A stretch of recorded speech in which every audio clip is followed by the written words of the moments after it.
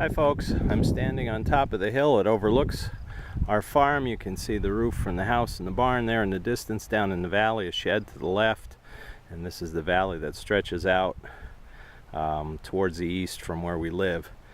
I'll just give you a quick panoramic view of the view from up here because it's pretty amazing. I've been wanting to do this for some time, just to kind of give you a view of the beauty that we also have up as part of our farm. And I have this little display put on the hill here. I just came up to string trim around it. I mowed it the other day and I did string trim around it. But the other reason that I wanted to show this today is I wanted to give our story, story of this place, story of my family. I'm sure people are curious. They want to know, well, how'd you get to be out in the country? What brought all this about? And I'd like to share some of that with you if you're interested. Now, I'm not going to give specific names or places or even any more personal information than that. I do want to protect my family's privacy, obviously. But let's just say we live in the northeastern part of the United States. I think you knew that from other videos when I showed the nor'easters and so on. This farm has belonged to my family for now 5 generations. I'm the 5th generation, obviously, owner. My oldest son also farmed a number of years here, so he was the 6th generation to actually work the soil on this property. He doesn't now, he has another place, but it's in our roots. It's been in our blood for a long time. Our first family member that owned this property bought it in around 1860, right at the beginning of the American Civil War. And if you look in the distance there, you see a number of houses kind of on the hillside there opposite me. That was actually 60 acres over in there that was part of the farm originally when it was purchased, but then was sold off in 1860, shortly after purchasing the farm. That tree row there that you see between the fields is actually, there's a set of railroad tracks that goes through there. So my guess is they needed money, so they sold off the 60 acres above the railroad tracks.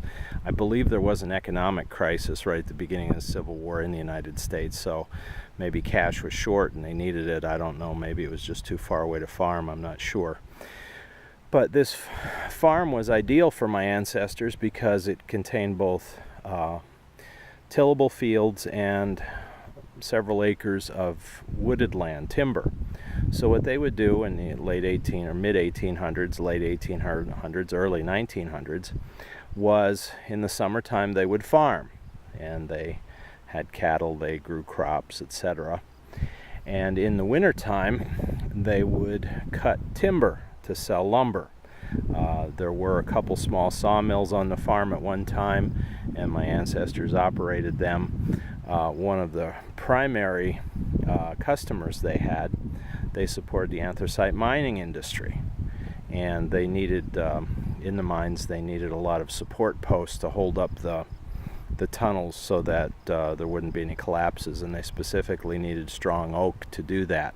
So a certain size timber was used, and those were cut to size here and then sold.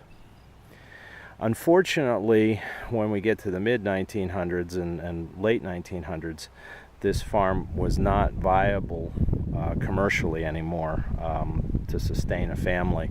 It just didn't have enough tillable acreage. In the 1800s, managing about 60 acres of tillable land with, one bottom plow and a couple mules was about all anybody could do. But by the time you get to the 60s, 70s, 80s,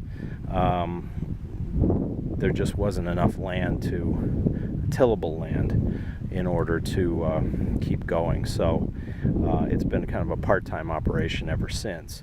The farm fields in the foreground here, you can see the dark green. That's all hay grass, as I have it rented out to a nearby farmer who does it. In the distance, the brownish soil where you can see the rows of corn starting to come up, that's the neighboring farm immediately to our west. and I'll tell you a bit more about that in a minute. But this was passed down through the generations through my paternal grandmother's family. She received the farm in, I think it was 1947. She was the youngest of several children. Her mother had passed away. Her father died, I think, around 90. And he didn't have a will. So the adult children all got together with the attorney, and they said, what are we going to do with the farm? Everyone else had their own families and lives living elsewhere. She was still on the farm, and so she said, well, I'd like it. And that's how it came into my branch of the family. But let me back up a little bit. That was in 1947. But my grandmother married my grandfather in, I think it was 1929. My father was born in 1930. And in 1933, my grandfather was actually killed in a sawmill accident here on the farm. They had a long leather drive belt that was operating. I don't know if it was a steam tractor at that point or a gas tractor that would operate the big saw blade, the 3-foot saw blade that would cut the logs into slabs of wood. And the story that I was told is at some point that belt, while it was spinning, it may have been, I don't know, maybe 20 feet long, and then, wrapped around both pulleys. It slipped off and hit him with a tremendous amount of force in the midsection. And from what I understand, he died of internal injuries. It ruptured internal organs. The force of the impact was so hard. They rushed him to a local hospital, but it's 1930s medicine. There wasn't a whole lot that they were going to be able to do, and he died before they could save his life. So my grandmother became a young widow with a 3-year-old son, living with her parents here on the farm. She actually went back, even though she was an adult, she went back, finished high school. She had an 8th grade education. She finished high school and then went on to nursing school and became an RN back in the, probably that would have been, I'm going to say late 30s, early 40s till all of that happened. When she got the farm, she thought that she and my father would farm it. She also had an older brother who would help part-time. And at this time, they still had mules. I have pictures of draft horses and mules here and other, pull-type equipment that they used back then to farm here. When my father became of age, it was right near the end of the Korean War.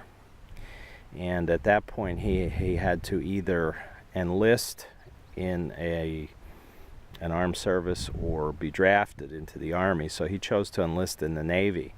And he spent from, I think it was it 54 or 55 to 57 in the U.S. Navy. When he came back from the Navy, he came here to help farm. He married my mother in 1958.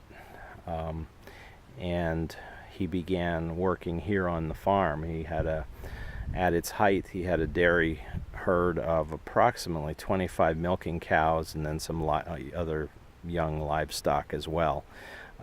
Didn't do much with pigs, but my grandmother had a couple flocks of chickens, and he did the field farming as well. Unfortunately, in 1964, my father was diagnosed with cancer. He fought a 4-year battle against black melanoma that spread, metastasized to his lungs, and he died in 1968, leaving my grandmother, my mother, and 3 of us children here to live on the farm. What happened next was we basically survived as best we could. I mean, there were Social Security benefits, there were veterans benefits, etc. that helped. My mother went back to work in the textile factories as a seamstress, and we just did the best we could here. We still helped out on the farm. We did what chores we could, but obviously without him being there, we couldn't maintain the dairy herd. We were all just too young, and my mom and grandmother couldn't manage it by themselves. So the fields were then rented out to a neighboring farmer family friend would come and make the hay. This was all in hay grass by then. I decided it was easier than trying to plant crops. And he had a dairy farm close by and needed the hay anyway. In 1972, things took a turn for the worse, shall we say, when this farm over here, that I'm kind of been alluding to here, was sold. The neighbors that lived there that were farming it had sold it, I think it was 69 or 70. A family bought it they were basically ne'er-do-wells. They didn't do any farming or anything with it. And in 1972, through the magic of the wonderful corrupt court system we've had here, the public defender attorney who had defended a couple of their teenage kids who got in trouble with the law magically bought the farm for about, I think it was it $3,000 or $5,000. It wasn't, for a 60-acre farm, even in the 1970s, it was a steal, and who knows what went on with that. He was a practicing attorney as well, one of these ambulance chasing types, personal liability, personal accidents, that kind of thing. In 1974, and let me move down here so I can show you a little bit better. In 1974, he worked a deal out with the County Tax Claim Bureau to initiate a private tax claim sale. The county had assessed the property and had maps drawn up in the early 60s, and they made a mistake on our farm. We didn't know about it, of course. Why would you, even consider that? It wasn't done as a survey. It was just a rough estimate. And how would we know any different? Nothing changed with our taxes or the amount of property we were assessed, so we had no way of knowing. And back then, early 70s, who spends their time worrying about court cases, But what happened was, there where you see that tree row opposite us, the property line goes straight north from here, straight away from me. To the left of the tree row, it runs up between the fields.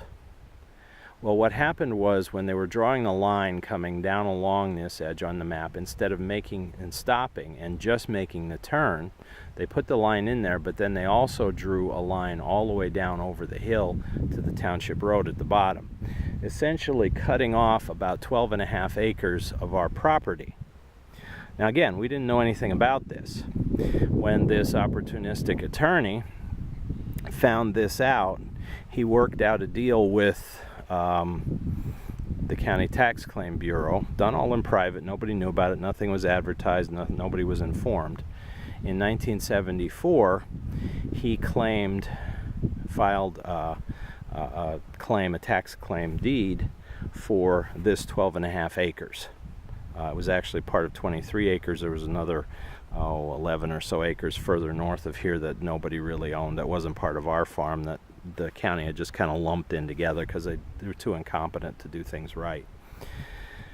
That was in 1974, where he suddenly claimed this part of our property. Now, we knew nothing about it because nothing changed with our taxes. Tax rates were the same. The amount of acreage we were assessed was the same. There was no change.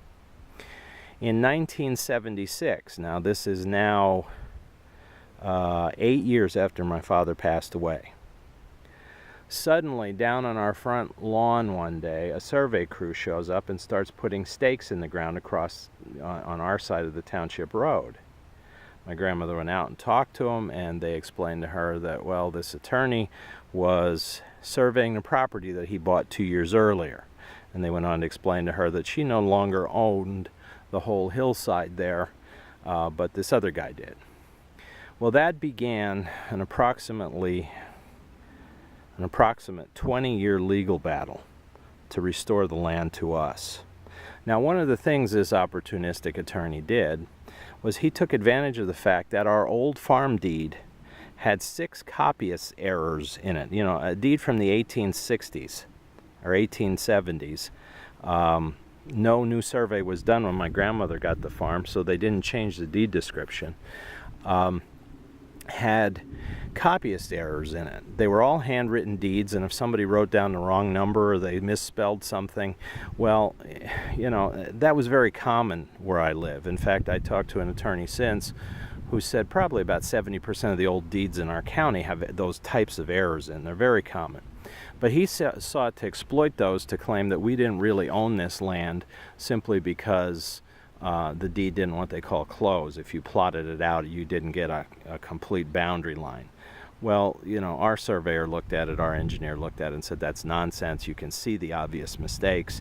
You can see this tree row right here that heads due north.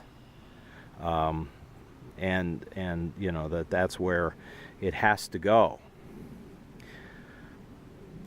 We were in court for 20 years, cost my family somewhere in the neighborhood of $75,000 to $80,000, till finally in the mid-90s we've got a judge to rule in our favor that yes, it was indeed our land. Even though we've been living on it, farming it, and can conclusively prove that it had always been part of our property, this guy was just greedy and wanted our property. So that was one of the issues we dealt with in battling to keep our land. Finally, a new deed description was done, a new survey was done by our engineer and corrected the problem, and now there should never be a problem with that parcel again. It's shown as part of our farm. So things were quiet for a while. I received the farm around 1990. My grandmother's health wasn't getting very good at that point. She was failing and she really couldn't do it anymore on her own. She was in her 80s by then.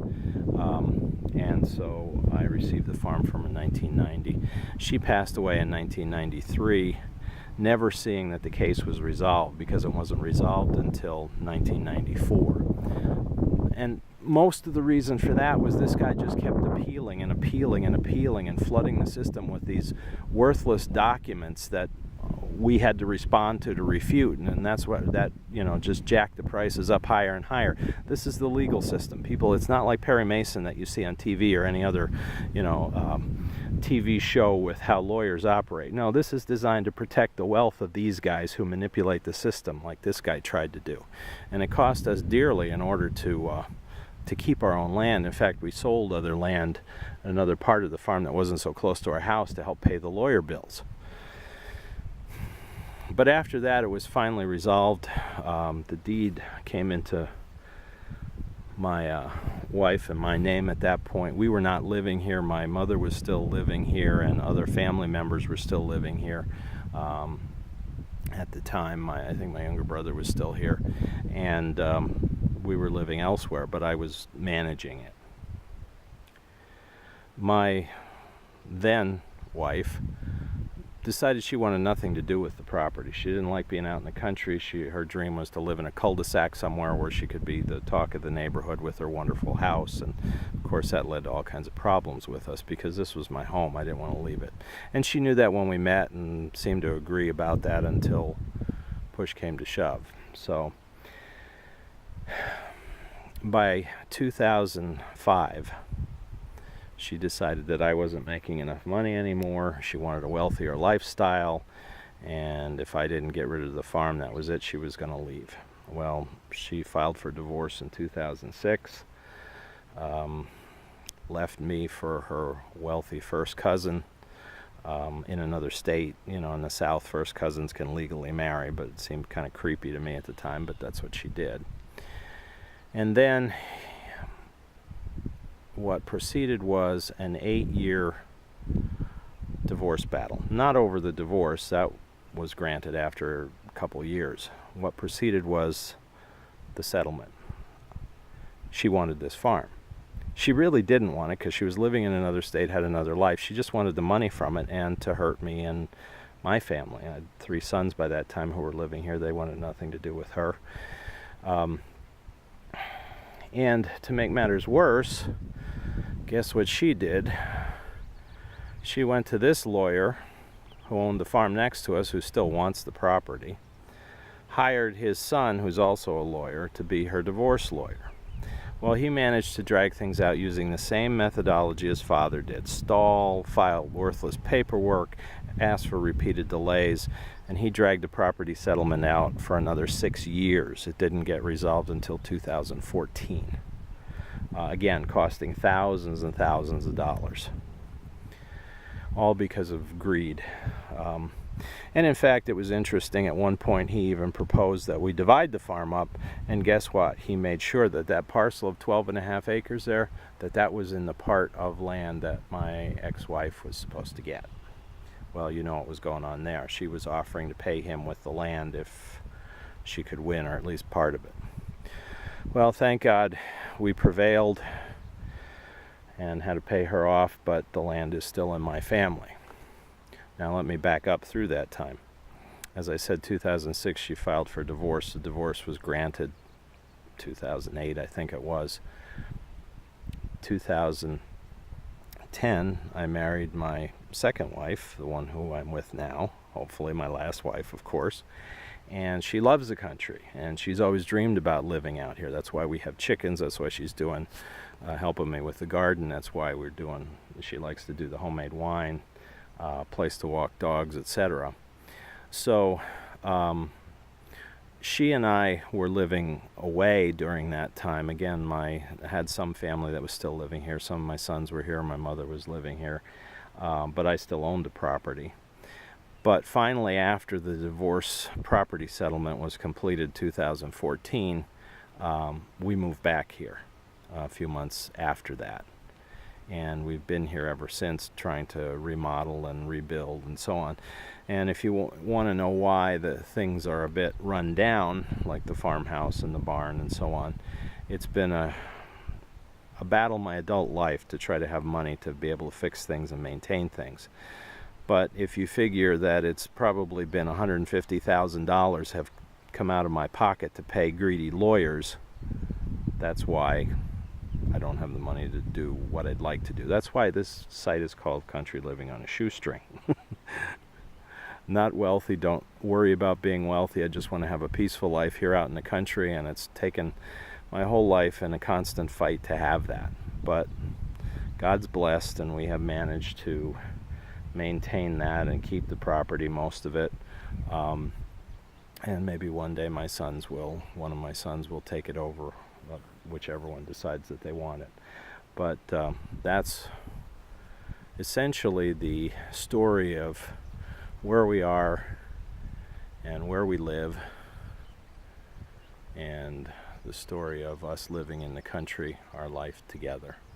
So we're still not where we want to be with things, but we're making progress. We're eating food that we grow. We have our own chickens and have our own eggs.